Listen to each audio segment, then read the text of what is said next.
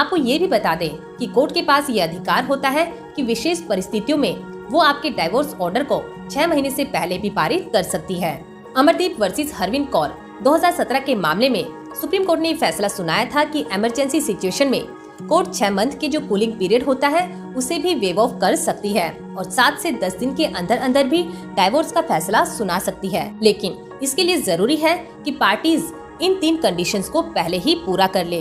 पहला कंडीशन, जो बच्चा है, बच्चे की जो कस्टडी है उसको लेके सेटलमेंट कर ले, जैसे उसकी परवरिश कौन करेगा, उसके एजुकेशन का खर्चा कौन ऑप्ट करेगा, प्रॉपर्टी पर उसका क्या हक होगा, उसकी फिजिकल कस्टडी किसके पास रहेगी और विजिटिंग एक्सेस राइट होते हैं, यानी हस्बैंड कब मिलेगा उस बच्चे से, वाइफ कब मिल सकती है, कैसे मिल सकती है, उनके पेरेंट्स कब मिल सकते हैं और कैसे मिल सकते हैं, इन बातों का सेटलमेंट कर ले। दूसरा, जो मेंटेनेंस है वो लमसम दिया जाएगा या मंथली दिया जाएगा, किस तरीके से दिया जाएगा ये पहले ही डिसाइड कर ले। तीसरा, जो प्रॉपर्टी है, चाहे वो ज्वाइंट प्रॉपर्टी हो या हस्बैंड और वाइफ की अलग अलग प्रॉपर्टी हो, उसका बंटवारा कैसे होगा, बच्चे और वाइफ का उस प्रॉपर्टी पर कैसे और कितना राइट होगा, इन सभी बातों का जब सेटलमेंट पहले ही हो जाती है उसके बाद ही कोर्ट उस 6 मंथ के टाइम को वेव करके 7 से 10 दिन के भीतर आपको डाइवोर्स का डिसीजन सुना सकती है। तो जैसे ही ये कंडीशंस आपकी सेटल हो जाती है, आप इसका एक एफिडेविट तैयार कर लें और इसको कोर्ट में जमा करा दें और साथ ही जो पहली हियरिंग होती है जिस दिन आपने पेटिशन फाइल की थी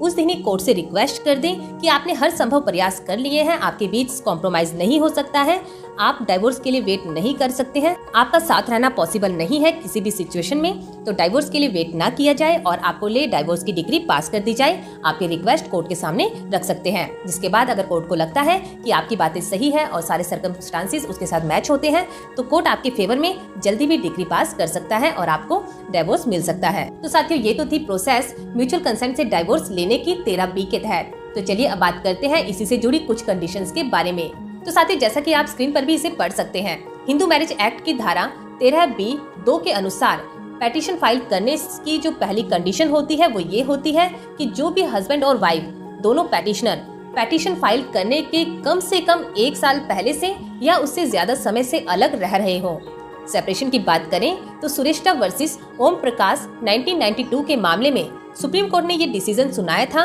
कि सेपरेशन का यहाँ मतलब किसी अलग अलग जगह रहने से नहीं है, बल्कि हस्बैंड और वाइफ अगर एक ही घर में एक ही छत के नीचे भी रहते हैं और अलग अलग रहते हैं, यानी हस्बैंड और वाइफ की तरह नहीं रहते, उनके बीच मैरिटल रिलेशन उत्पन्न नहीं होते हैं 1 साल के समय के बीच में, तो भी ये एक सेपरेशन ही माना जाएगा हिंदू मैरिज एक्ट की धारा 13B के तहत, जिसके बेस पर वो हस्बैंड और वाइफ अपनी जो म्यूचुअल कंसेंट से डाइवोर्स है उसके लिए कोर्ट में अप्लाई कर सकते हैं। और साथियों, आपको ये भी यहाँ बता दें कि अगर आपके रिश्ते में ऐसा पॉसिबल नहीं है, यानी 1 साल की जो ये कंडीशन है आप उसे फुलफिल नहीं कर सकते हैं, इमरजेंसी सिचुएशन में उचित कारण बताकर आप अपने इस 1 साल से पहले भी कोर्ट में डाइवोर्स के लिए अप्लाई कर सकते हैं, अपनी पेटिशन फाइल कर सकते हैं। लेकिन यहाँ पर कोर्ट की मर्जी होगी कि वह आपकी इस पेटिशन को एक्सेप्ट करे या ना करे।